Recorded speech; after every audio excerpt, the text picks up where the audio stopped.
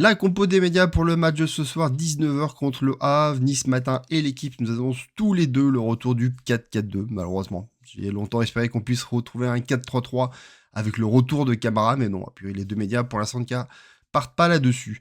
Dans les cages, du coup, Cône pour les deux compos. La défense centrale, Kerrer Faes. Du coup, le Belge retrouve une place de titulaire. Et donc, entre Kerrer et Dayer, les deux médias penchent bien sûr pour Kerrer titulaire à ses côtés.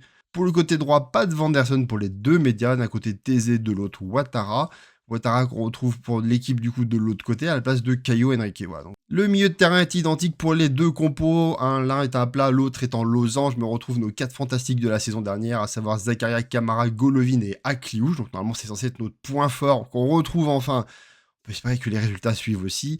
Et en attaque pour la doublette Balogun pour les deux compos, Nice Matin nous annonce Iline Kena titulaire pendant que l'équipe penche plutôt pour Mika Bierès. Mais dans les deux cas, en tout cas, il n'y a pas d'Ansu Fati dans les 11. Du côté du Havre, on retrouve exactement le même 11 et les mêmes joueurs pour les deux, sauf que pareil, il y a un 4-4-2 à plat et l'autre qui est en losange. Je vous laisse me dire en commentaire ce que vous pensez de ces deux compos, s'il y en a une qui a votre préférence et si vous aussi vous êtes plutôt triste de ne pas avoir un milieu renforcé sur ce genre de match-ci suite aux derniers résultats qu'on a pu avoir.